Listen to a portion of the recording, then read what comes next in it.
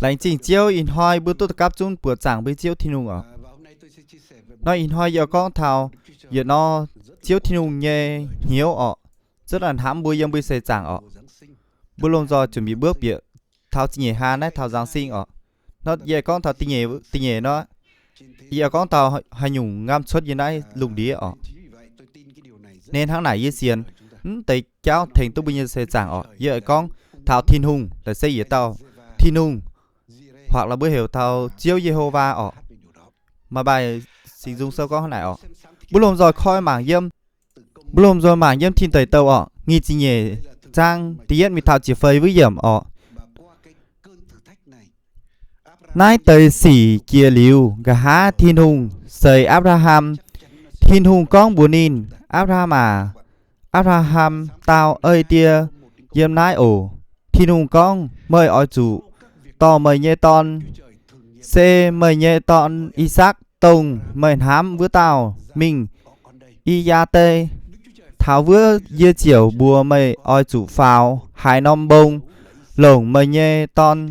dầu búa chĩa nhê cả nái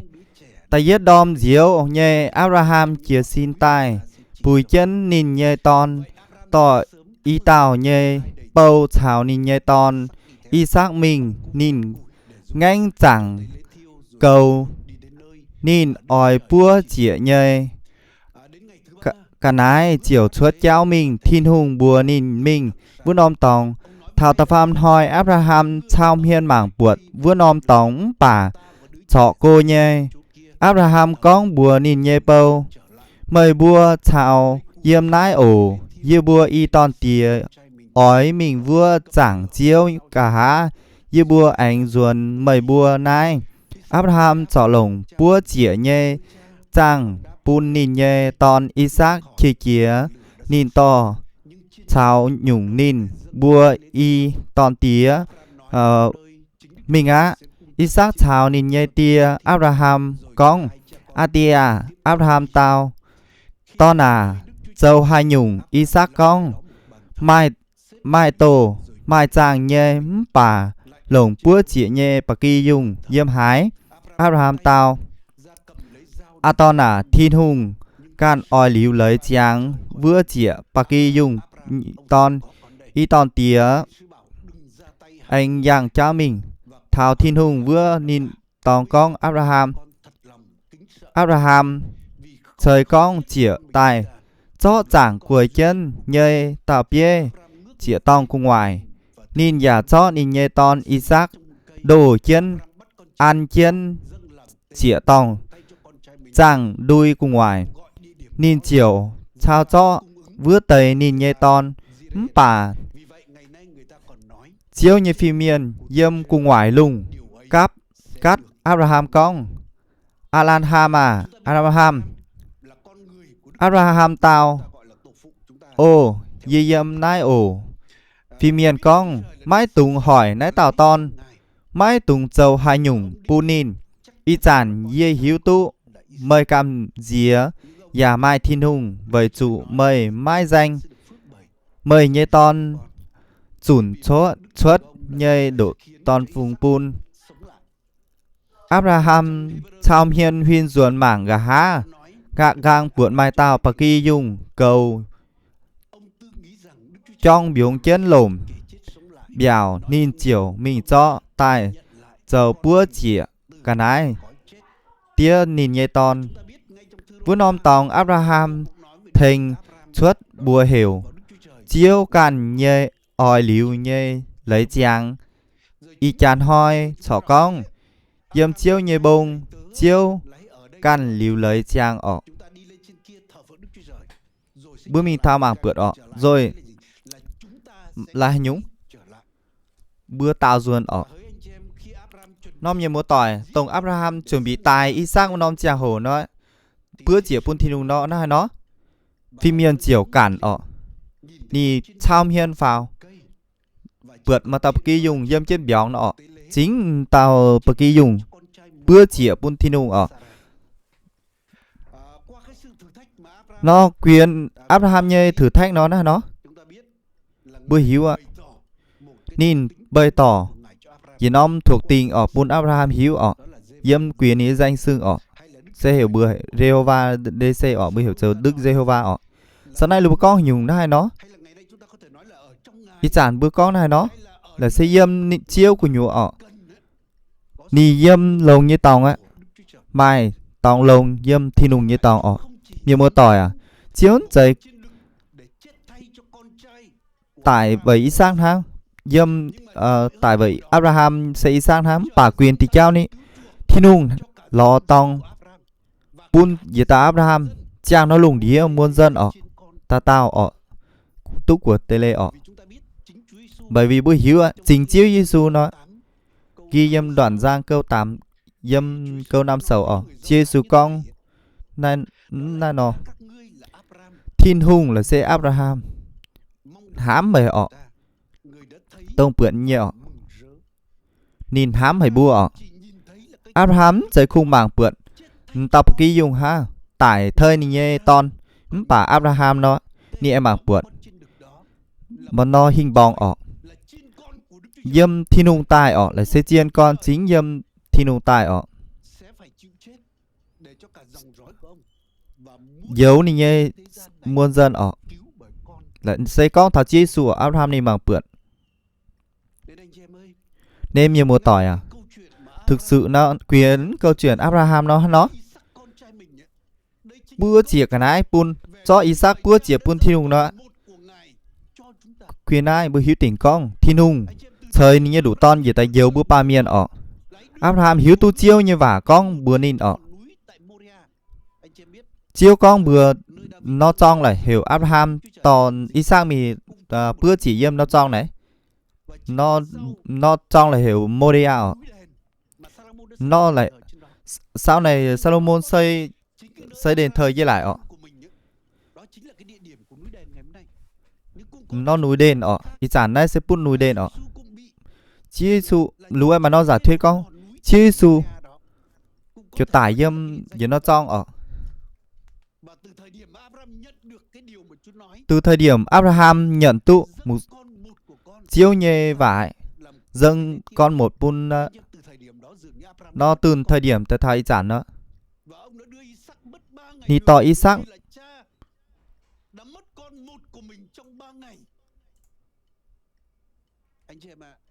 như mưa tỏi à quyền mình liu Abraham thì tu Isaac nàng tài liu nói sẽ chửi nó câu chuyện ở chiếu ở Pun bua chi xui ở tài liu nàng tài thảo tập phàm thôi ở nó cả hình ảnh Isaac cháo chi su nó khi Isaac dâng vào bữa chỉ Pun thi nó mà tay có vừa năm chiều nó Isaac kiểu hô ở sau nó câu Isaac dâng bữa chỉ Pun thi nó kia liu Isaac tức pha diệp chiến hàng ở Isaac là xe vì tao thanh niên hô ở trưởng thành ở ni kiểu san sang mường ní tay như vả ở ni kiểu Pun ní tay ni kiểu Pun ní tay tài nhìn bữa chỉ Pun thi nó ở ni kiểu mường ni nhé ti ở Abraham ni kiểu mường chỉ su như vả ở nó hỡi miền mùa tỏi quia Abraham câu chuyện nó bị hiếu tỉnh con thiên hùng xây dễ tao khi bươn hám thảo thiên hùng xây dễ tao cung ứng nó bữa hiếu tỉnh con chiếu hiếu đẳng vì như nó thời điểm bữa như xây giảng nó mà nó hoàn cảnh đặc biệt phải bữa như xây giảng bữa chủ khấu nản nó bữa giả hiếu tu cụ thể ở chiếu giả sam san Pun nhung Pun bữa ở miền mùa tỏi à sẽ có bữa nói chỗ háng Abraham nói sẽ có bữa chỗ mường chiếu như vả nói bữa sẵn sàng mường chiếu như vả hay nhung chiếu ở bữa dầu nói sẽ có bữa chỗ xiên mường thảo chiếu bữa chỗ mường thiên hùng giữa háng Abraham nó sẽ kê thiên hùng như vả dâm gì bữa ở chỗ đúng chứ háng bữa nhê hoàn cảnh bữa cần nó thực sự là ni Pun cung ứng Pun bữa ở Pun bữa hiếu tình hay nhung bữa hiếu bữa chỗ tiếp nhận chiếu nhê ở chỗ háng Abraham này nhìn háng ni ở mường chiếu như vả ni ở san sang mường chiếu như vả miền mùa tỏi à Abraham sẽ không Abraham là sẽ hiểu bản thi nung như bản ở Abraham sẽ thực sự xiên chiếu ở Nì chiên xiên chiêu nín dây chủ thử thách quý nai quý vươn hắn tón dù nãy nì chủ thử thách bà nì à yên ổn mường dâm xiên phim lâu ọ nì mà xiên phim lâu ọ chiêu con Abraham này sẽ mình khỏi nì nhé tập bung ọ mình thao thị mình can thi nung mảng bượn nhé thi nung ọ nhìn chuẩn như tu là sẽ mà hiểu chưa nhìn bà Abraham nì à vì chiêu nhìn hám chiêu nhìn xiên chiêu nhiều mùa tỏi sẽ có Abraham mình đó không bài lót ha là sẽ nhìn như chủ ruột là sẽ hiểu cho con của ông chú phải em ruột của Abraham tạo ông lót nhờ nhìn như tay tải diếu nữa ni mảng Abraham lót là tỏi y mứa đó nhưng mà nhưng nghĩ có Abraham là bắt là lót bắt dân gì tao bên gì tao thừa kế sau này thực sự bữa mảng bữa Abraham như xây giảng á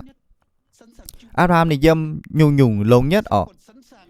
ta gang san sang nhung nhung nguy hiểm ni mi cứu lót ni e trò tranh luận kiểu chiêu vậy nó ni mà nó thời điểm này ni kiểu lìa xuất lót lúc một ni bữa gọi mình ni bữa san sang ơi chiêu như vả châu như mưa tỏi kia liu em mà nhung cao hang khi tao mà em là như ton đấy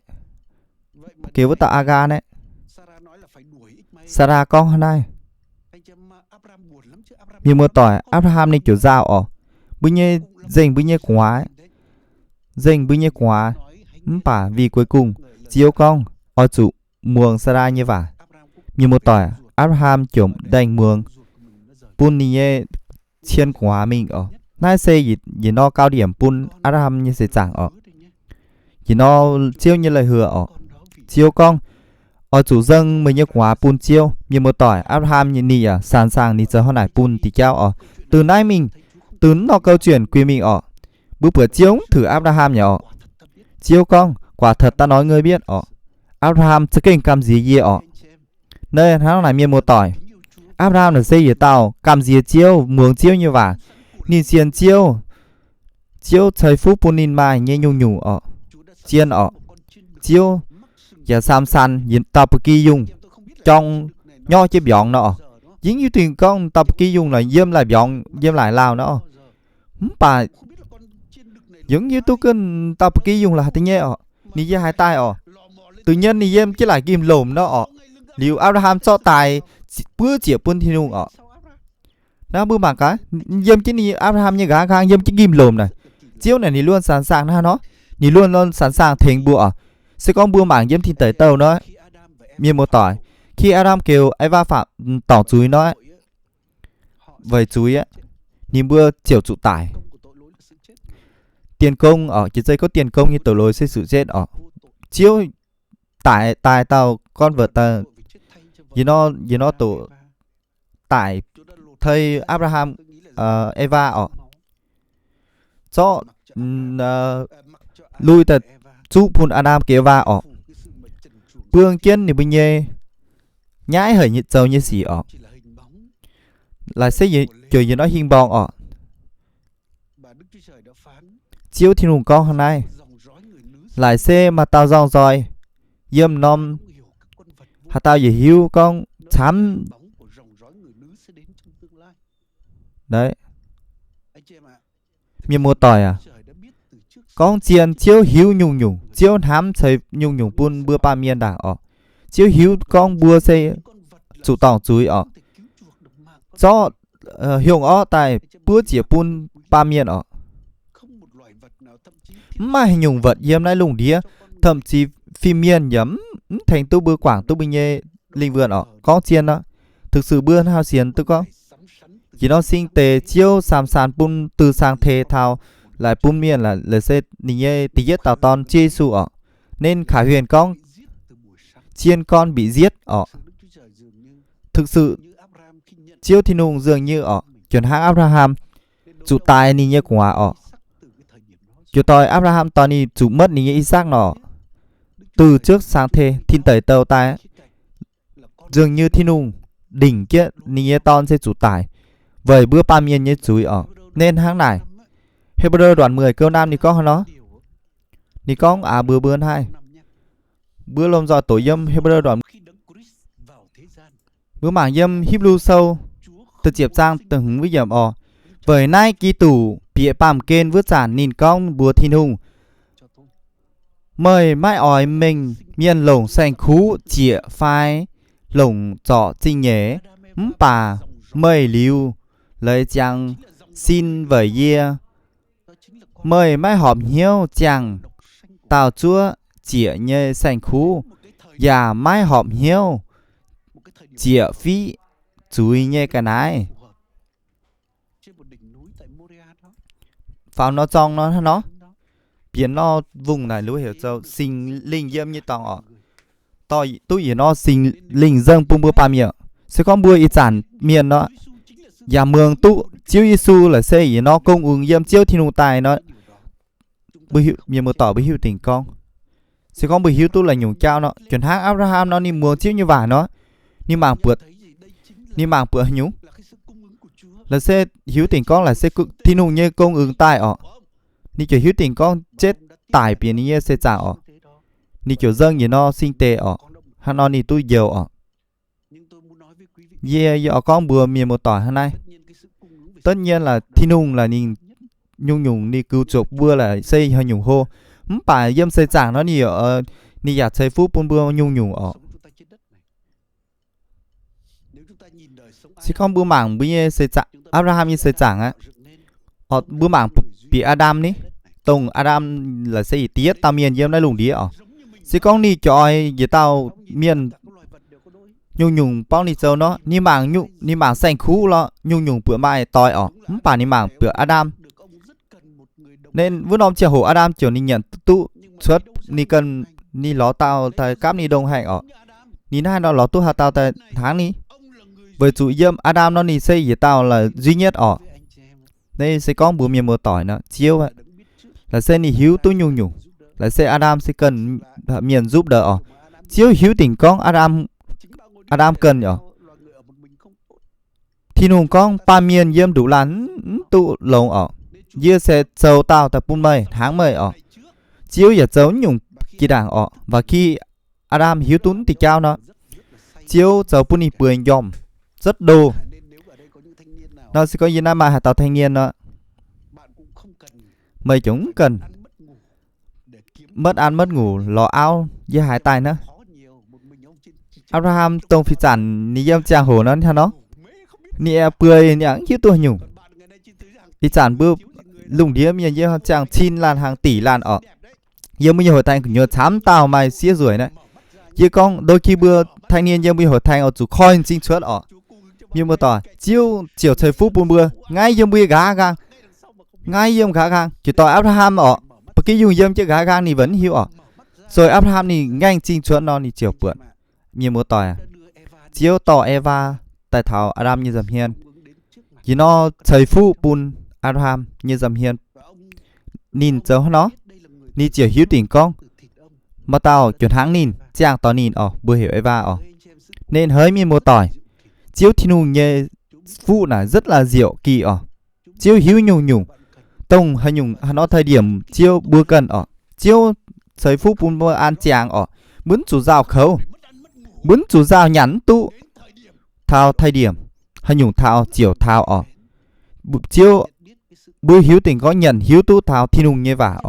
nhưng mưa tỏi như bản thân kiểu hát lại chiếu kiểu sam san pun yêu như ao bùi mà tạo ao nhưng mưa tỏi chiếu như sẽ con chiếu như ý muốn mai chám nhung nhưng mai nhung lông bà mai nhung chiếu pun phép bữa bà chuyển hãng bữa mai quyền tự do đôi khi mai nhung mai miền to tai bà bướng chiếu chỉ tôn trọng bữa như quyết định nó mà tây thậm chí là mà tây dưới tình có mà tây chỗ lồng tới cùng với nhau xem phim dưới sẽ con cuối cùng là chiếu sẽ pun phép bữa dù bữa na nó chiếu mài ơn điển nên đối với kia chẳng hạn chiếu sám san bia hay nhung lâu nhất nó nhưng mà tỏi khi xiên chiếu chiếu con đủ làm nhiên diêm lâu nó yên hám có ơi yên cần diêm đủ lan háng palo nó chỉ phục vụ chiếu cao lồng thảo văn hôn nói yên nhận thức tụ dưới tỉnh con y lan sẽ cao lồng đủ lan đây sẽ có bữa miếng mưa tỏi nó là sẽ chính xác như bây giờ hội thánh đa số vẫn năm chiều sẽ cùng thanh niên ha nó chun tố phải khung như chẳng nó mà tới miền xía xiên chiêu và mai đi tay đi bùa nó ló chóp dao này nó nín vừa mai miền xía tài dêm lại cũng mai miền xía khung như chẳng ha duy nhất chỉ mà bưa tao miền xía ha bởi chun tới bưa tao miền xía là sẽ bưa tao áo một sư hội thánh chứ vừa xiên có nếu như mưa tỏi khi mà bữa mà học về hoàn cảnh bữa mà bữa ra mà cung ứng bà là xứng cái giờ chiếu thời điểm nó thời gian thôi mà y tàu mình xia chiếu tò nhìn bữa tài là sẽ y nhẹ áo y chẳng nó như mưa tỏi chiếu bây giờ hiểu tình con nó sẽ như xương sườn như là xanh bún lánh trình chiếu giờ con bữa miền mưa tỏi hà này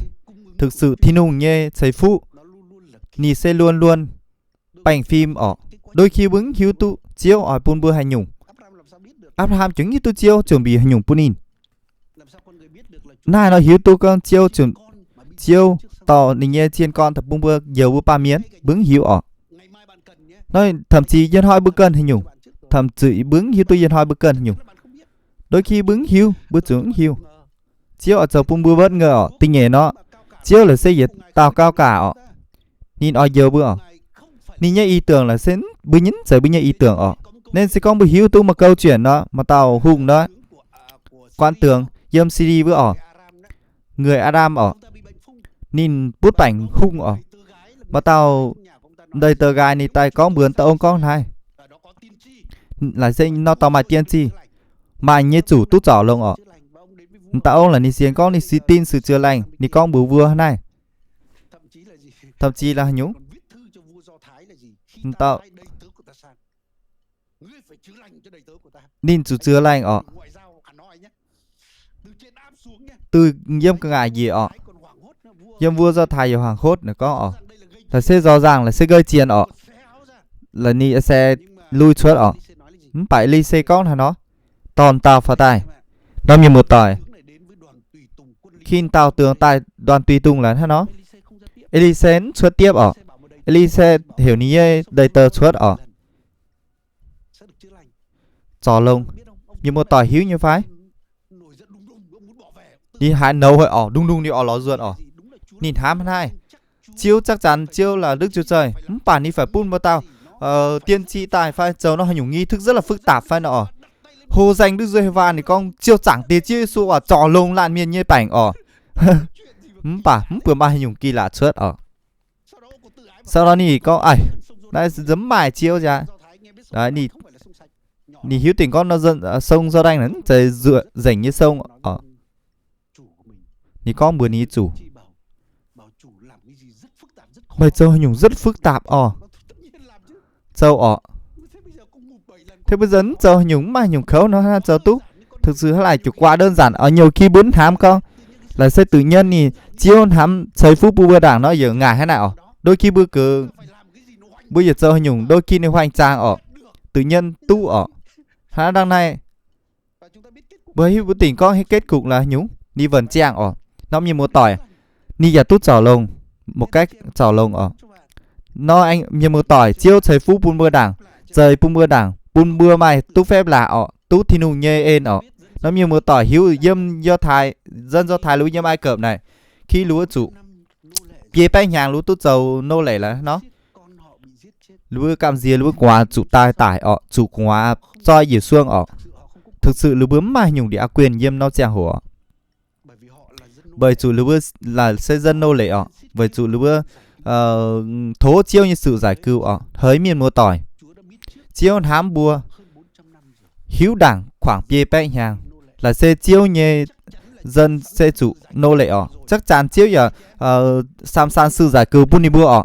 nó trong quá trình là xin cái tháo chiêu như thời điểm chiêu chuẩn bị để tao giải cứu Sẽ cứ bây giờ hám bữa ảo tưởng ha. Là sẽ chính là dâm tu xuất xây dâm do thai ọ. Tu xuất dâm của nhiều hùng như tòng ọ.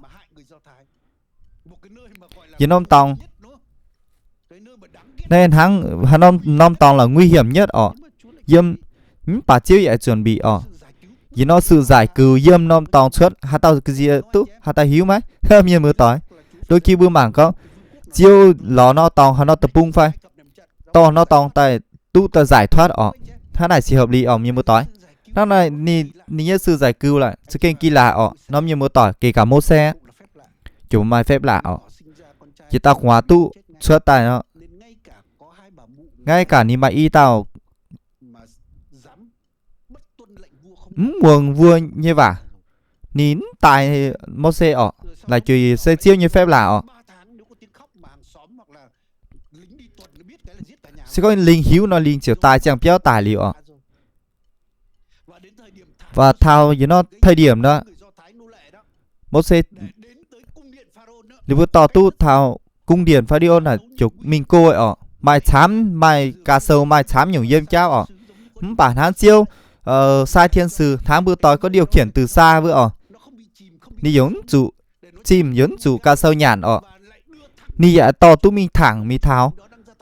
Thôi tông lần thôi là công chúa ni ngắm xuất xuông ọ. Ni xuất xuông ọ ni khoi xuất á ni bượt. Ni như đây tớ con nó là xây gì tao nô lệ như ton ọ. Với hai nó ni cảm động tu thương cảm tu tao quả này. Tiếp nhận để cho tao quả để châu ni như quả ọ. Như mơ tỏ ni chịu. Tỏ mô xe biển ni cung điển mình úi hô phào. Chuyển hang ni hoàng tử Ai Cập nó. Nên hang miền mơ tỏi. Chiếu thầy phú nhung nhung bùn bưa. Thầy phú mãi như cháu tại an dâm. Quỳ bây giờ sự hiểu biết ọ. Sẽ con bữa hiếu tỉnh con chiêu chầu tu nai vừa nó bữa chỉ mình chầu ơi vừa nó mãi ọ. Bữa quảng tới cháu ọ. Chiêu con bữa như tư tưởng hắn này nó chiều quảng mị ọ. Bữa chủ phép nhung quảng ọ tốt nhất. Bữa chủ mường chiêu là sẽ thầy phú ọ. Em ai nhung nó bún chiêu chầu ọ. Bữa nu một tay thám lại không thám lại miệng ọ. Một tay dạ khấu lì ọ. Ao dâm khá gan con. Một xưa ở dưới hai bữa mau rồi. Chia chát. Đôi khi bữa chiều hắn này. Bữa chiều lại chiêu hắn này ọ. Chiêu chiều giờ hắn này nữa. Bữa chủ con hắn này. Nhiều mưa tỏi nước dầu hắn lại nữa. Chiêu là xe thiên hùng amen thì nhiều mưa tỏi. Chiêu dầu xe vượt quý bây nhiêu sự tưởng tượng ọ. Hới nhiều mưa tỏi. Chiêu như thầy phụ chứ kênh kỳ lạ ọ. Sẽ con bữa mảng dâm sâu dâm SCT sâu ọ. Bữa tỉnh con. Tổ sâu. Quyển sâu kinh sâu là sẽ cực kỳ khung mương ọ.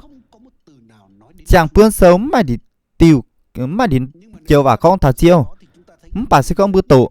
Là bữa sâu nó bữa bượt thiên hùng như phép lạ ọ. Dâm nông khang. Sẽ con bữa bượt chám nhung. Thiên hùng là cái gì tao. Nhung kỳ lạ. Dâm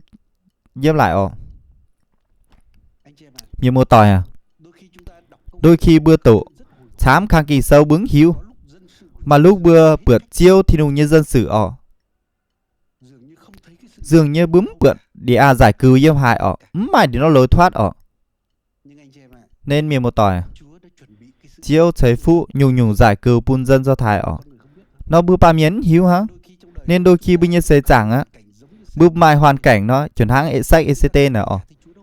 Bướm bượt chiêu dâm hại. Càng lúc bữa xây chẳng càng khâu. Mà đi lúc nó bữa bượt dâm cứ đi đố. Dường như mày tỏ mình. Mày đi ai hy vọng ọ. Thố chiêu rất là chám. Bà hỡi miền một tỏi như xí con hả nai bữa mày bùa. Chiêu hiếu tu nhung. Bữa chiêu hiếu đảng bữa biển là nó hoàn cảnh. Gì đây chiêu giờ xăm san bún như xây chẳng. Bữa dẫn tưởng tu ọ. Và nếu bữa muộn chiếc như và bữa xiên chiêu thì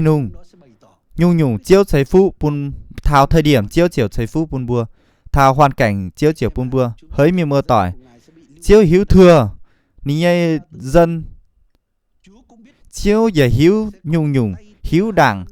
Là xem mà tao vừa hiểu aman á. là sen tao dòng ra lại gan kêu Amalek bữa ở ni túc rơi phao ni tái rảnh nó do thả dân do thái như cua ở nên tháng này từ đầu nó chiêu ấy bươn hay nhúng trước khi nhúng cái đáy chuột nó chiêu hiếu đảng ở chiêu chuẩn bị thao thời điểm nó cần nó sự giải cứu nó chiêu chiều giải cứu ở chứ không bữa tổ ECT đoạn 4 câu 13 câu 14 tháng nay thì có hôm nay ở lúc nó dân do thái lúc bữa cần sự giải cứu ở ni bữa hiểu bắt chê hiểu ni bữa hiểu bà ECT đừng tưởng rằng ở trong cung chúa ngài sẽ thoát khỏi tai họa sẽ có mấy nung khlo nó dân do thái chiều giải cứu ơi ni nhây chiêu nhờ ơi ở nhưng nào ai biết rằng vì cớ thời điểm như thế này ở bu mường dây như kỳ sâu nào con ở nên nó càng kỳ sâu con đấy dường như là đoàn tu đảng ở chính Thiên Hùng mài chương trình giải cứu dân do thái từ Aman rời pháo ở trước khi mài sắc lệnh hủy diệt người do thái nom chèo ở chiếu rời nhìn ECT pháo bun nó thời điểm hang này nhá nên sẽ có bữa tổ bữa sâu gì bữa này ngay quả hàng hoàng hậu liềm hùng như ao ở túc phế chất ở là sẽ dâm chương trình chiếu Thiên Hùng như chương trình ở hoàng hậu nhìn rất là ruồi ở chắc chắn tao hùng rất ỏi ở rất là hám nhìn ở nên tháng này tao xin ngạo mạng lại ở hùng hiểu nhìn hiểu trình diện na nó với trụ tao ao lần hiếu như vị thế dâm các vua na nó hùng mà chọ mày bun hoàng hậu hoa này nó bun như bây nhẹ ao khinh thường như bữa lấy liều như bữa nhai hề ở vua chiều hai nó ni chiều phê liều ni xác lệnh ở tự nhiên ở hít ni đót ao ở và lúc nào ni có này thôi vua sẽ ló tao hoàng hậu của mày ở nó như một tỏi tất cả những nhung trao nó sẽ chương trình chiếu như ở và như một tỏi mày đụt mà tao xía người do thái chỉ một tao là xây dân thiểu số ở dâm 34 ở mà đi ai nhung vị thế ở mà đi ai nhung quỷ ở hoàn cảnh tao xía này mồ côi ở chơi nhém như một tỏi mồ côi cha mẹ ơi chị dây con mày tè ma ở bản nia lồng tu gồ nia tu tây hùng tuyển chọn ở ta quán nó mà nhàn đút lót bun tới quán là sẽ điều kỳ lạ ở với bảng bưởi điều kỳ lạ với ở nữa khi mà ECT ni tút giờ hoàng hậu ấy mà tao hiếu tụ ni gốc tích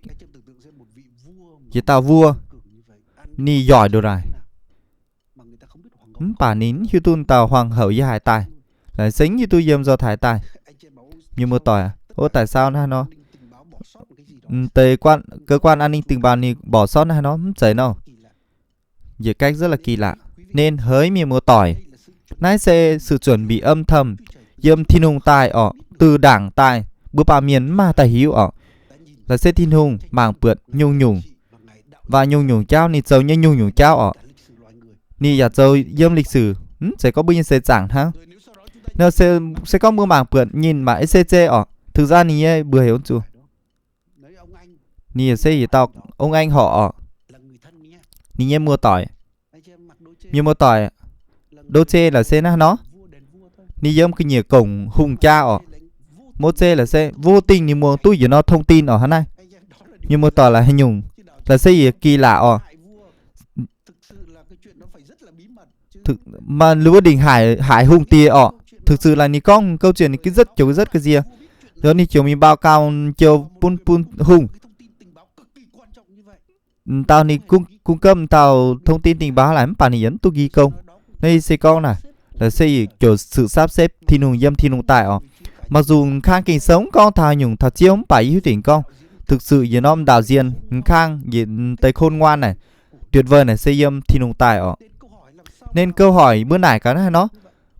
ICC này hiếu tu nó thông tin mẫn này nó giờ nó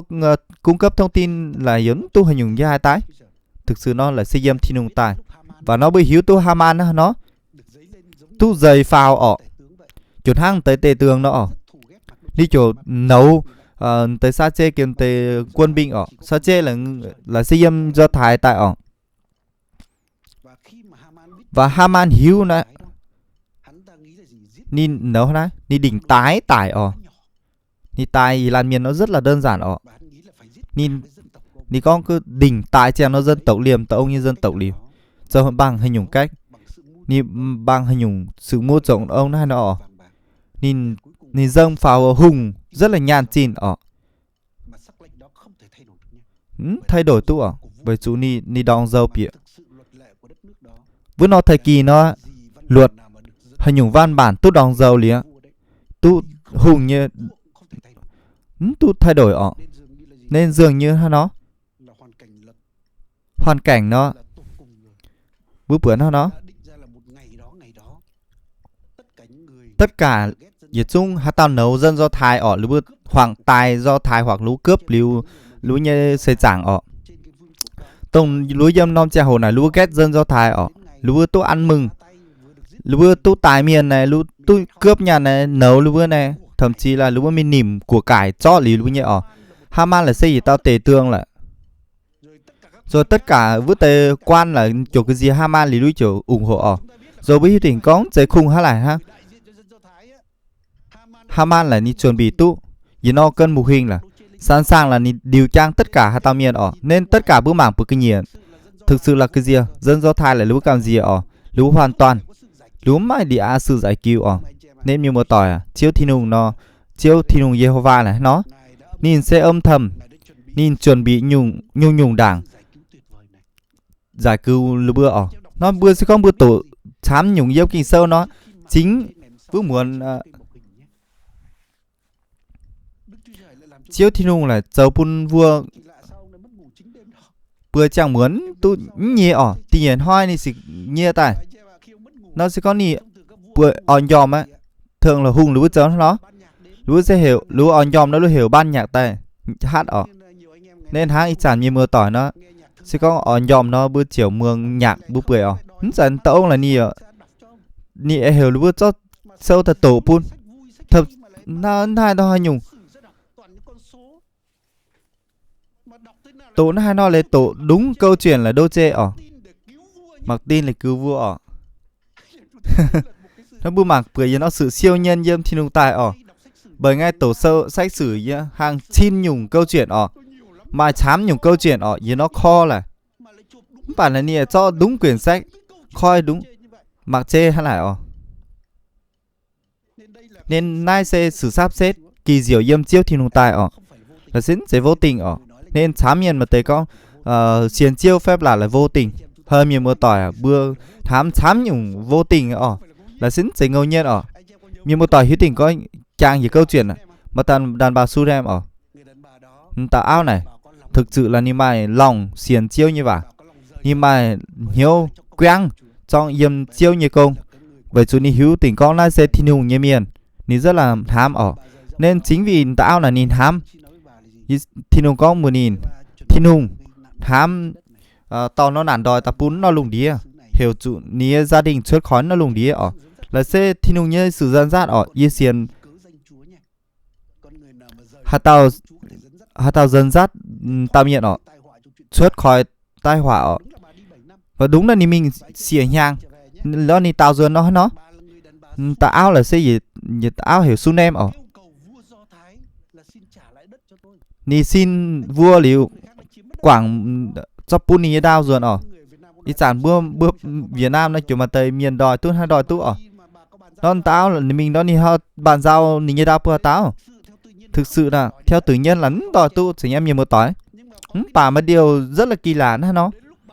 đôi lúc ni ta dần ni đòi ni đao á hơn tao ông lại tự nhiên hỏi đầy tờ yếm ni LC quản ở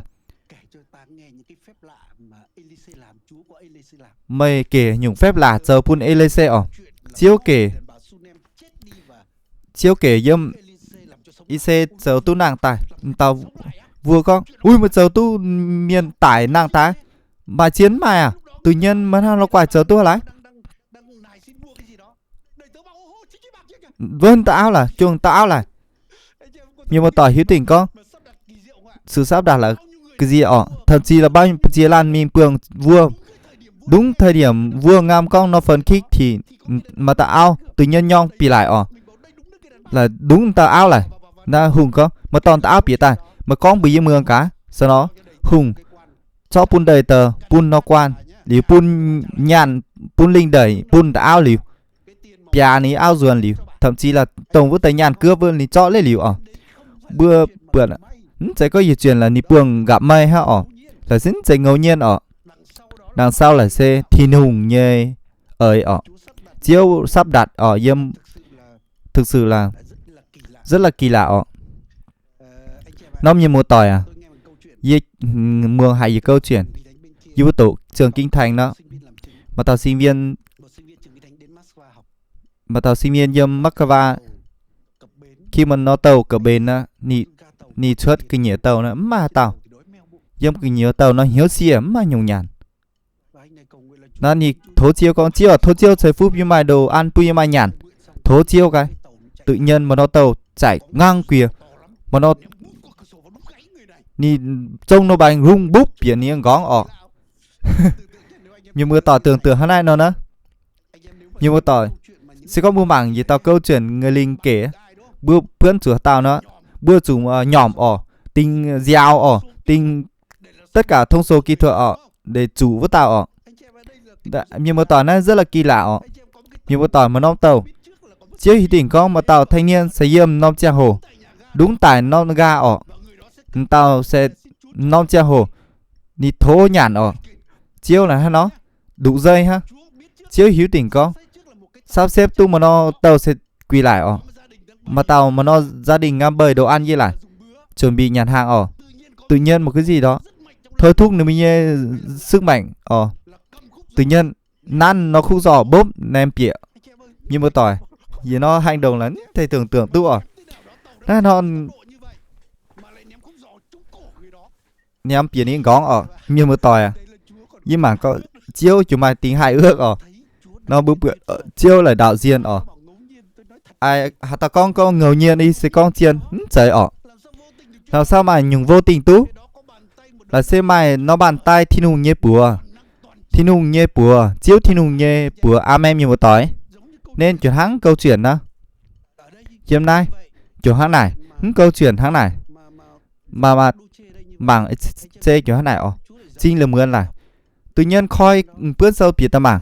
tự nhiên hùng họ nải nín ha nó bảng đô chê báo công hay lại tút thưởng như phái vua tự nhiên thầy ai này ọ mất hai nó đủ làm nhiên tút lập công chẳng như lại tút bỏ sót mày đi bằng khen liều pun tàu ní mà đi anh nhung punin ní nên ngay lập tức chiêu con hay vua con hay nó pun bảng đô chê hay nó tự nhiên vứt ông che hồ mà ta Nam An bịa cái nhua thưa vua này cả ni tao nói mày công rất chám để tu bữa hay nó đối xử hay nó tu puni tôn trọng Aman ha con puni chuối mình nhé mà puni vừa mình vừa hiểu hùng này cả mình hai giờ tu lại mới xây dựng tao quan cẩn thận cả mới chớm lại cả chỉ nó sự sắp xếp yếm thiên hùng tài kỳ lạ ọ nó như một tỏi hiếu như phái là xây dựng nó kết cục bởi hiếu tình con cuối cùng Haman là tu treo vào thập tự hình ọ tu treo vào chiệp giảng cha ọ sau đó chàng níp chàng piao tải liu bởi vì nó xác lệnh tu xuất ọ dân Israel này ni tu ra tay xuất tu tới thủ ghét mình ọ tông với tới ta thủ yếm do thai là hiếu liu á lúa đỉnh nhân hoa tài liu bà nó chiều tài nhá mà miêu tỏi nó yếm ý sản như chàng hồ do thai này mà ý sản nó tới trang quan là tu ủng hộ mạng đôi chê hoàng hậu ECT nữa nên là nó dân do thai lắm sẽ tu nhiều hang khỏi nó tai hỏa hang bà liêm ní kẻ thù là chủ tài liu ở là xây gì nó gì đoàn dân ở đáng ra là dân tu thiểu số ở ý sản gì tu tôn trọng ở nên nhiều một tỏi hay nhung chiếu giờ pun bưa này sẽ kênh vượt quý bên nhé sự tưởng tượng ở thậm chí chiếu thiên hùng rất là tuyệt vời ở nơi hỡi một tỏi để mà muồng chiếu như vả hay nhung chiếu trời pun bùa chiếu thầy phú bùn bùa chuẩn hang mặc xe dây tú ném trải tú muồng chiếu như vả nó bư hiếu tỉnh có mặc đôi chê là ni xiên chiếu ni muồng chiếu như vả ni nhất quyết nín giờ nhủ ni xưng mình ni xây gì tao do thai ông à ni xây tao đức chúa trời toàn năng ni có ni muồng chiếu đức chúa trời toàn năng như vả chính mặc đôi chê là ni xiên thiên hùng là xây gì tao chắc chắn là xây thiên hùng là xây chắc chắn ni giải cứu ni dân sự nên ni có nó sẽ có ECT lên tiếng chiếu với bài cách khác nhiều thai miền ECT ni chẳng béo ECT nó tu an toàn với chú ni rơi phao với chú chờ hôm này nó chờ nhung chiếu kêu gọi ni chiều chủ nguy hiểm mà đôi trên ni nhận biết chính ECT là C sự cứu chuộc diêm dân do thai nên hỡi miền một tỏi nay chỗ tháng Abraham vừa tao là ni chỗ hám chiếu thiên nung ni châu như hay nhung là chiếu mách bảo ni muồng chiếu như vả là xây giờ tao thấy phú bun đảng nhung phép là xảy xuất nhung thời điểm nhung khớp ơi thiên nung yếm thiên nung tại tông Abraham ni cho dù chuẩn bị tái Isaac nó miền một tỏi nó vốn ông thiên sứ phi miền chỉ cần mình tổn tích cả ton ha chắc xong Isaac chủ dốt tải bà thiên sứ chiều vốn ông chiều hiểu Abraham tình mất tùng tài mình như ton đấy đúng khoảng khắc là bươm cần bà chiêu chiều xuất hiện vốn ông thời điểm và bữa bượt chủ bún Isaac chủ tải và Abraham chiều mảng túc bượt như nó của lê sam san tải thây bữa chĩa bún thiên nụ chiều bượt miền một tỏi tông với giải riêng am xiên chiêu ấy yếm mà tao bản yếm nga xiên chiêu dầu chừng bây giờ tao còn đi tảng bây giờ tảng câu kinh thành bây giờ trong sách khá kỳ sâu chắc bữa ta tao hiểu câu khá kỳ sâu có này nhưng trước hết hãy tìm kiếm vương quốc Đức Chúa Trời và sự công chính của Ngài vì Ngài sẽ ban cho các con mọi điều với nơi nên miền một tỏi tao có con bây giờ này mày nút cái gì phàm chắc chắn là đi chỗ suy nghĩ thấm thì cao với chủ nghe ton chống cái lồng áo mà tất nhiên mình chẳng vẫn không chèo hồi mà chám tắm cái lồng áo đi con bây giờ có phàm mà nút rào mà nút cái gì có lò áo hà tàu tương lai hay nó mày trước hết lò thi nung như cua lồng hiệu dành hiếu hám mình như chiêu thì nung chiêu chiều trời phú bùn mày chắc chắn chiêu trời phú bùn mà tại áo bùn mình như sẽ chẳng phù hợp và như một tỏi như là trình như bữa tì cao chiều chữa tại và chiếu trời sam san pien ha chiếu bùn như chám nhung nó như một tỏi trang tỏi miền nó như gần pha trình hàm xiên chiếu nó như mày chú hàng hầu việc chùa phục vụ chiếu bài tu dừng kiên chám nhung như nhung yếm chiếu tài nhung kỳ lại yếm tai sẽ con chiếu chạy khung bùn như đầy sông cá nhân ha chạy khung bùn như đầy sông tài chính như cá nhân ha tất cả nhung ý chẳng như mà như xây từ chiếu tài từ ao từ quả từ béo yếm chia nhung là hầu nhung tất cả nhung như mày xây yếm chiếu thì nhung xây phú tài bùn nhiều nên nhung một tỏi chiếu giờ xây phú bùn mày bữa ta tàu và giờ xây phú bia sâu công phục vụ bia phục vụ yếm của nhung hội thành giúp bữa chiếu nhung chiếu dần dần nó hội thành đúng thời điểm chiếu bùn với tề quan hệ bùn như quai bùn nhung như mày như cháu nên tháng này bữa như công nó sẽ có bữa bượt mày khung lò chiếu thi nung bữa lò thi nung như thầy phú bùn bữa thực sự nó chiếu nhung thầy phú bùn bữa chiếu chuẩn bị nhung bùn bữa nhung mày như cháu nên hỡi miền một tỏi chiếu thi nung là xây gì tao thi nung nhung thầy phú bùn bữa chỉ đảng nhung bây giờ sẽ chẳng cần như thi nung giờ thầy phú bùn bữa bản thậm chí là nhẹ thầy phú bùn bữa thừa suất Dâm sách Philip 4 đoạn 19 chiếu cung ứng bùn bữa này Philip đoạn 4 câu 19 kinh chỉ dây Đức Chúa Trời tôi sẽ cung ứng mọi nhu cầu của anh em theo sự dạy giàu có vinh quang của Ngài trong đấng Christ Jesus bữa hiếu tình bữa hai cái dây như vả thì có cái này nó theo nhung phút rồi như cháu nó như một tỏi sẽ có bữa bượn bữa mà nhàn nó bữa cho oi bữa tụi chúng mình thành sâu bữa xiên có chiếu nín xây phút bùn bữa hai này em như một tỏi chiếu xây phút bùn bữa ơi nhìn như phút rồi như cháu nên hỡi mi một tỏi như xiên có gì tì cháu dù bữa in hoi phải yên hoi bường chủ hai nhung chiếu thấy phú bún bừa ơi thì nùng nhẹ ơi nên bướn nó tùng chiếu con bướn nó tùng rào yên hoi như xỉ yên hoi bữa rào yên hoi như xỉ ọ nên bây giấm thời kỳ ngâm là thời kỳ búp dịch ọ nó nhiều mưa tỏi bướn xiên yên hoi bứng như tỉnh có yên hoi nó hiếu tỉnh con mà chám nó toàn là bưng ngâm rung rung cầm cập ọ ngâm mà nó virus này thì ngâm biến thể ọ giấm nó lùng đĩa nó bữa thật sự bứng như tôi yên hoi nó nhưng như khẳng định bữa xiên chiếu thì nùng bữa xiên chiếu thì nùng nó mày yên hoi mày sự thì nùng như chế phú bún yên hoi yên om thời kỳ yên hàng mày xiang hàng thì nùng như chế phú và yếm mỏi linh vượng yếm nắp bàm kên tu thì nùng như phú hỡi mi một tỏi hay nhung đảm bảo bây nhiêu tương lai bún bữa nói lẫn sẽ có bữa mai bị chỉ nhàn bữa mai bị chỉ kiêm bị chỉ nhàn phải bữa đầu tư tu bị chỉ nó đầu tư bitcoin nhung chứng khoán nhung ở bữa đầu tư bữa ở chủ ló chiêu là sẽ bây nhiêu tương lai ở chiếu là xây dựng nó nên vững chắc bung bi sẽ chẳng nên tại sao follow con bữa thêm một thê chỉ băng hay nó hãy khuyên người giàu đừng trông của cải ọ địa viễn tu chắc chắn tu cũng bạc của cải yến chắc chắn ọ nếu nhìn hoi kia nó nhưng hai chám nhung mà chám miền chia mình xuất chia mình nó giai đoạn như bướn nó xây chẳng nó chỉ kinh là phải ọ thực sự nó xây chẳng nó phù du ha ọ thực ra là cuộc cải này đảm bảo túc binh nhé thật sự vị trí yến đảm bảo túc binh tương lai sẽ có bua mã quyền lực bữa đảm bảo túc binh tương lai bảo đúng như follow con bua chủ trông cậy bun pháo chiếu thì nung ở là sẽ đừng dư giật ở nhung nhung bữa tu hưởng ở trình chiếu là sẽ nhìn nằm bữa như tương lai ở nó như mưa tỏi sẽ có bữa yến hoi kia yến hoi kia chiếu mài phú cung ứng xây phú bun bữa tổng bữa thời điểm bữa cần ở nên hỡi mi một tỏi sẽ không bương am bương dụ hay nhung hoàn cảnh đe dọa phai hay nó đời sống liên quan với những nhàn xin với những đời sống thậm chí là liên quan với những chức vụ hầu việc chúa dâm với những hội thành nó bữa chủ chàng chiếu thiên hùng xây tạo đấng công ứng Jehovah là sen đấng công ứng Jireh ở nhìn hiếu đảng tông bươn hám như cháu bữa cần như xỉ như một tỏi sẽ bữa bất ngờ tông chiếu bao giờ bất ngờ chiếu cha đảng kia ni hiếu tu bữa nhung nhung bữa cần như cái này nhỉ bà chiếu giờ âm thầm pong bua chuẩn bị nhung nhung bún bua giữa các kỳ diệu bún như sẽ chẳng ở và thao ý giản thời điểm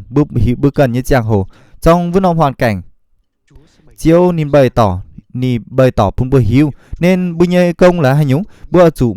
cam diệt chiếu ở tiếp tục bữa cho hãng Abraham nó chẳng dâm vậy chiếu ở chủ ló thiên tòng như cua ở chủ ló chàng nó ở chủ chàng xiên phim châu ruồi yếm chiếu như hiếu bữa tiếp tục muồng chiếu như và chiếu hiểu bữa châu nhung bữa tiếp tục châu ọ và nếu bữa tháng này sẽ con bữa hiếu tỉnh con Jehovah Jireh này nó yếm này yếm nó xong này yếm nó hoàn cảnh này mày thì nùng như phú yếm này gì sẽ con mày xính thiểu thôn nhung ở trong nó hoàn cảnh kêu nó thời điểm mà ở chủ bữa chiếu như phép là tại thảo mấy giảm hiền bà chuyển hạ Abraham thì sâu kỳ xin yếm sau lưng và ni lãnh trình chiếu thì đúng ha amen như một tỏi vì vậy in hoi bữa lồm rồi các lãnh trình chiếu mời xây tạo thiên hùng là xe mời xây thiên tòng tìa năm chiều bữa lồm rồi sâu kỳ xin ở giờ mời bữa liềm ca đoàn rồi 8 tỷ dung ở bữa lồm rồi tống bài sơ yêm Jehovah ở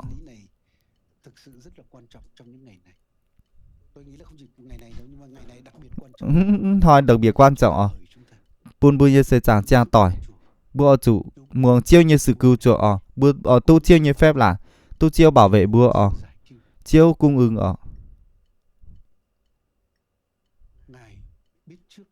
nên hiếu đảng nhung nhung bữa hiếu như cháu bữa cần như cái này chiêu chuẩn bị nhung nhung trời phu phun bữa cho đảng mai nên bữa chủ muồng chiêu như vả bữa cầm gì chiếu khoi bây nhân trình gọi tài bún bữa hiếu thảo chiếu thì nung nhớ ên chiếu bún bữa hiếu tu bữa cân hay nhung trong nó thời điểm trong nó hoàn cảnh cụ thể hay nhung tông bươn hám như cháu nhìn châu sam san bún bữa